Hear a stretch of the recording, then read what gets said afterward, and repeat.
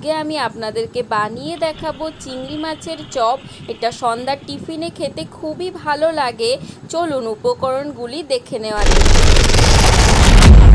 যাক। এখানে আমি 4টে আলু সেদ্ধ করে নিয়েছি, আর নিয়েছি বিট আর গাজর ছোট করে টুকরো করে কেটে আলুর সাথে একসাথে সেদ্ধ করে নিয়েছি, আর একটা বড় সাইজের পেঁয়াজ কুচি করে নিয়েছি, আর 4 থেকে 5টা কাঁচা লঙ্কা কুচি নিয়েছি, 2টো ডিম ফাটিয়ে নিয়েছি, 100 গ্রাম মতো কুচো চিংড়ি নিয়েছি, আর ব্রেড ক্রাম্বস নিয়েছি, বেসন নিয়েছি কিছুটা, 1 চামচ লঙ্কার গুঁড়ো, 1/2 চামচ ধনে গুঁড়ো, 1/2 চামচ হলুদ গুঁড়ো, 1 চামচ জিরে গুঁড়ো, আর 1 চামচ গরম মশলা গুঁড়ো, আর স্বাদ মতো লবণ, 1.5 চামচ আদা বাটা, 1 চামচ রসুন বাটা। প্রথমে আমি কড়াইটা গরম করে নিয়েছি। এবার আমি কড়াইতে 3 থেকে 4 চামচ মতো সাদা তেল দেব চিংড়ি মাছটা ভাজার জন্য। তেলটা আমার গরম হয়ে গেছে। এবার আমি এর মধ্যে চিংড়ি মাছগুলো দিয়ে দেব।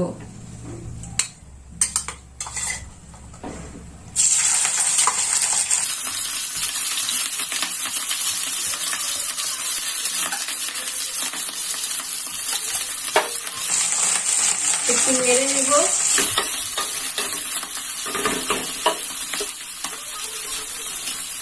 এর মধ্যে আমি সামান্য হলুদ দিয়ে দেব, আর দেব সামান্য লবণ। এবার এটাকে আমি ভালো করে একটু ভেজে নেব, সামান্য লাল করে। চিংড়ি মাছগুলো আমার ভাজা হয়ে গেছে। এবার আমি এগুলো তুলে নেব।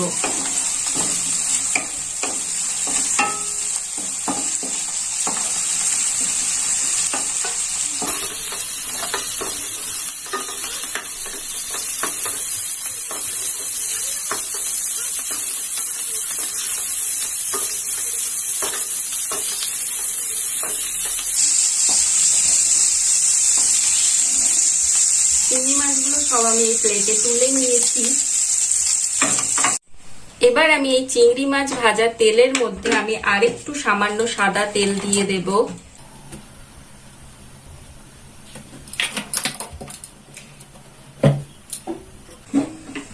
তেলটাকে আমি একটু নেড়ে নিচ্ছি। তেলটা আমার গরম হয়ে গেছে। এবার এর মধ্যে আমি সেই ছোট করে কাটা পেঁয়াজগুলো দিয়ে দেব।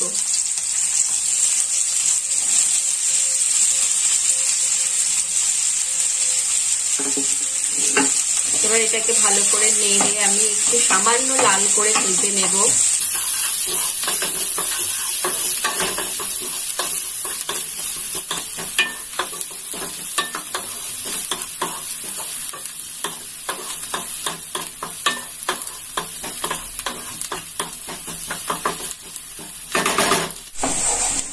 পেঁয়াজটা আমার একটু লাল করে ভাজা হয়ে গেছে। এবার আমি এর মধ্যে কাঁচা লঙ্কা কুচিগুলো দিয়ে দেব। এটাকে আমি একটু নেড়ে নেব।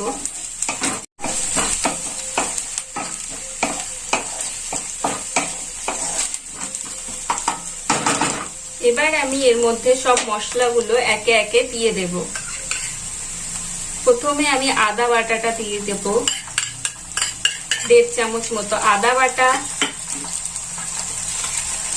1 চামচ মতো রসুন বাটা। এটাকে আমি একটু কষিয়ে নেব।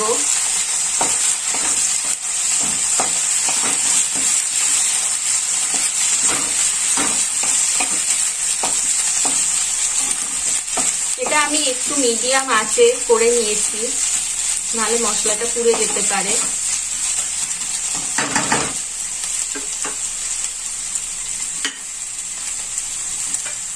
এবার আমি এর মধ্যে দেব সামান্য হলুদ গুঁড়ো, 1/2 চামচ ধনে গুঁড়ো, 1 চামচ জিরে গুঁড়ো, আর 1 চামচ লঙ্কার গুঁড়ো, আর দেব 1 চামচ মতো গরম মশলা গুঁড়ো, স্বাদ মতো লবণ। এবার এটাকে আমি ভালো করে নেড়ে কষিয়ে নেব। দেখুন মশলাটা আমার কষানো প্রায় হয়ে গেছে। আর একটু আমি কষিয়ে নেব।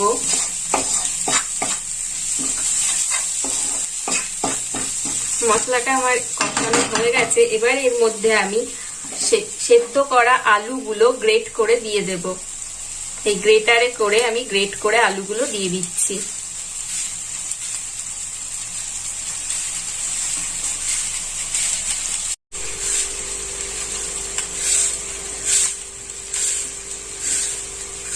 আলুগুলো আমি সব গ্রেট করে দিয়ে দিয়েছি এর মধ্যে। এবার আমি এটাকে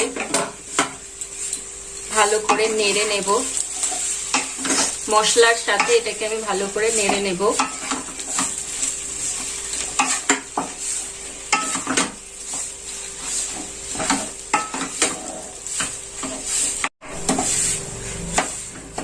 এবার আমি এর মধ্যে গাজর আর বিট যে সেদ্ধ করে রেখেছিলাম সেগুলো এর মধ্যে দিয়ে দেব। এই যে বিটগুলো দিয়ে দিলাম, গাজরগুলো দিয়ে দিলাম। এবার এটাকে আমি ভালো করে নেড়ে নেব।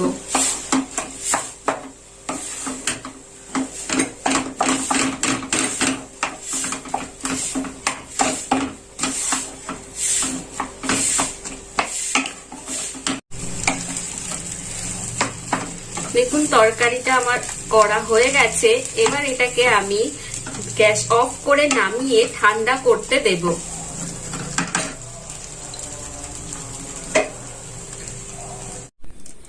তরকারিটা আমি ঠান্ডা করতে দিয়েছিলাম, দিয়ে ঠান্ডা হয়ে গেছে তরকারিটা আমার, দিয়ে আমি এই পাত্রে তুলে নিয়েছি। এবার এর মধ্যে আমি বেসন অ্যাড করব।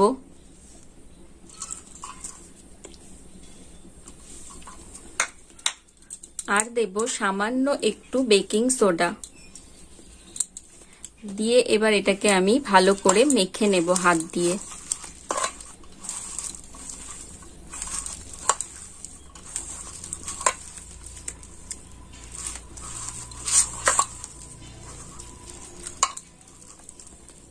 দেখুন তরকারিটা আমি এইভাবে মেখে নিচ্ছি।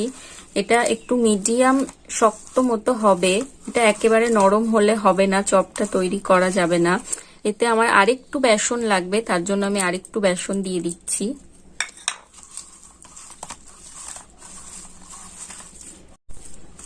এটা বেশি নরম মাখা হলে চপটা ভেঙে যেতে পারে। আমার চপের তরকারি মাখা হয়ে গেছে।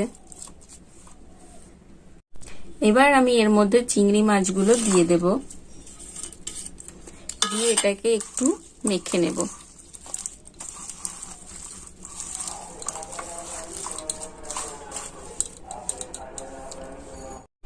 এবার আমি চিংড়ি মাছের চপগুলো গোল গোল শেপের আকারে তৈরি করে নেব।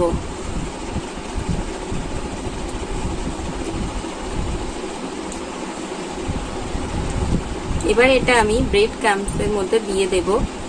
আপনারা ব্রেড ক্রাম্বস না দিলে টোস্ট বিস্কুট গুঁড়ো করে নিতে পারেন বাড়িতে। এটা আমি ভালো করে মাখিয়ে নিয়েছি। এবার আমি এটা ডিমের কোডের মধ্যে চুবিয়ে নেব একবার, দিয়ে এটা আমি আবার একবার ব্রেড ক্রাম্বসের মধ্যে দিয়ে দেব, ভালো করে মাখিয়ে নেব। এবার এটা আমি একটা প্লেটে রেখে দেব। আপনাদেরকে আমি আরো একটা তৈরি করে দেখিয়ে দিচ্ছি।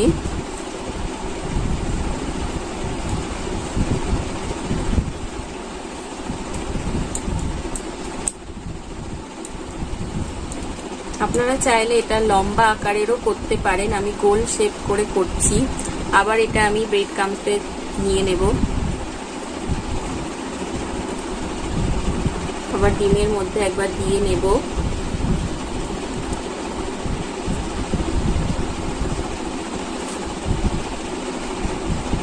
এভাবে ভালো করে ধীরে ধীরে তৈরি করতে হবে। এটা আমার তৈরি হয়ে গেছে। এবার এগুলো আমি সবকটা বানিয়ে নিয়ে, এগুলো আমার সব তৈরি করা হয়ে গেছে। এবার এগুলো আমি ভেজে নেব। আমি গ্যাসে একটা কড়াই বসিয়ে নিয়েছি, কড়াইটা আমার গরম হয়ে গেছে। এবার এর মধ্যে আমি সাদা তেল দিয়ে দেব। চপগুলো ভাজার জন্য একটু বেশি তেল দিতে হবে।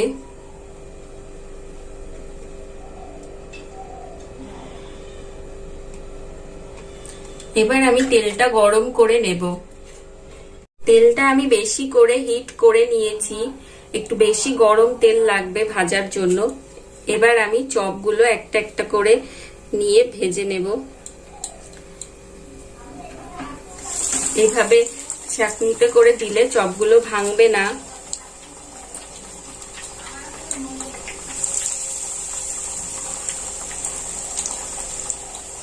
আমি একে একে সব চপগুলো দিয়ে দিচ্ছি।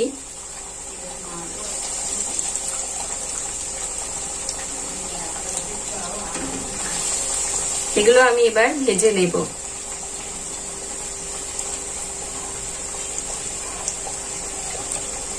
এগুলোকে ভালো করে লাল করে ভেজে নিতে হবে।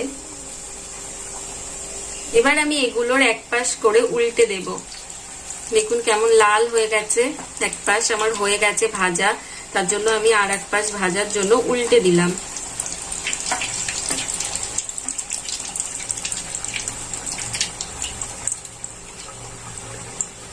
এগুলো একটু কড়া করে ভেজে নিতে হবে।